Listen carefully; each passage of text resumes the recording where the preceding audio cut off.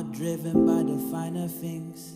I see more than materials and wealth. What have you got to give to me? What I don't already give myself. You are driven by the Episode of Maths Disclaimer. My name is Sydney, and I hope you're finding new and inventive ways to not only illuminate your path, but to improve your math skills and your analytical thinking skills as well. So today I want to talk about 2-digit by 2-digit multiplication.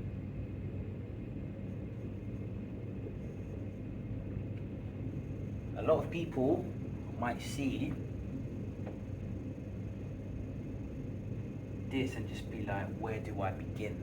But when you break down things, everything becomes much more clearer. I always say to my students, deconstruct the sandwich. If I gave you a sandwich and you're eating that straight away without no more in it, you're a mad person. That's what I'm saying, you're a mad person. What you should do is, what people may do, open up the sandwich, look at everything that's in it, and then decide how they can put it together and eat and enjoy it. Once you know what you're eating, it makes a lot of sense. You know, more of your senses are aligned when you know what you're eating, as opposed to what you don't know what you're eating. So if you break things down into smaller chunks, they make a lot more sense, especially in the field of mathematics. So this is what I taught to my students. You probably look at that and you think, Cindy, what are you on about? But this is the 4 steps. I should say 5 steps actually. The 5 steps of solving 2-digit by 2-digit multiplication. The first step, the second step, the third step, the fourth step, and the 5th step. Okay? Now, the first step, you start the line. 8 times 5 is 40. Okay? We carry the 4. 8 times 5 is 40. Put the 0 there and carry the 4. Now the next step is you go from your units to your tens. 5 times 3. Yeah? 5 times 3 is 15. Plus your 4 is 19. Carry the 1. Okay? That is your first line. That's your step 1. Times your units by your units, times 2 times the bottom unit by the top 10. Number 3, respect the 0. You're going to hear me say this a lot during Maths Disclaimer. Respect the 0 means if you do multiplication and you go to the next row, you put a 0, because theoretically and practically you're not dealing with units anymore. For example, 1 times 8, because that's the 4th pillar. Yeah, that's your bottom 10 times your top unit. Yeah, 1 times 8 is 8, and this makes sense because I'm not saying 1 times 8 is 8. I'm technically saying that 10 times 8 is 80. So that's why you always respect the 0, because it manifests that you are not working with units anymore. You're working with tens. Now, after that pillar's done, 1 times 8, you go to 1 times 3, which is also known as 10 times 30. So 1 times 3 is 3. Perfect. Now that you've done your first, second, third, fourth, and 5th pillars, you put a line there. 0 plus 0 is 0. 9 plus 8 is 17. 3 plus 1 that you carried over is 4. Therefore, 38 times 50 is 470. Alright, let's try this a couple more times. I'm not in no rush. Maths is beautiful, people. 42 times 19. Step 1. 2 times 9 is 18. Carry the 1. Step 2. 9 times 4 is 36. Carry the 1. That's 37. Carry the 3. Sorry, you don't carry the 3 because you are done with that. 9 times 4 is 36. Plus the 1, 37. Number 3, respect the 0. Always respect that 0. Beautiful 0. Now, 1 times 2 is 2. 1 times 4 is 4. Now, 42 times 90 is 798. Okay? Ready? We'll try this 3 more times. 35 times 27. 5 sevens are 35, carry the 3.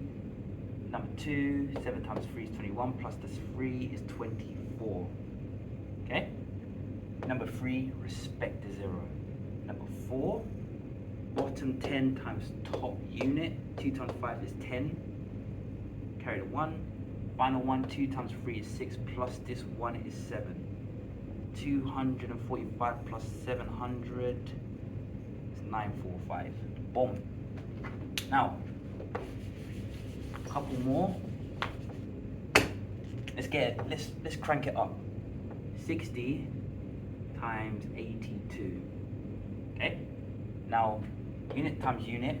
2 times 0 is 0, because what is 2 lots of nothing?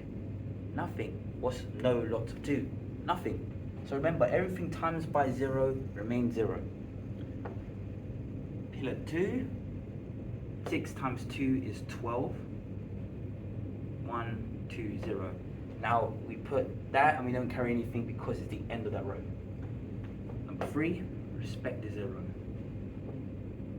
Number 4, bottom 10 times top unit. 8 times 0 is 0. Okay? Next one, 6 eighths of 48. 4, 8. Remember, when you do maths like this, make sure you always line it up correctly. Otherwise, you might get in a spot of bother. 0, 2, 9, 4,920. Use a calculator. I deem it to be correct. Now, what's that, audience? What's that? A hard one. Okay. 98 times 76. 8 sixes are 48. Okay? 6 times 9 is 54, plus 4 is 58. That's your first 2 done. Number 3, respect your 0. Number 4, 7 times 8. What is 7 times 8?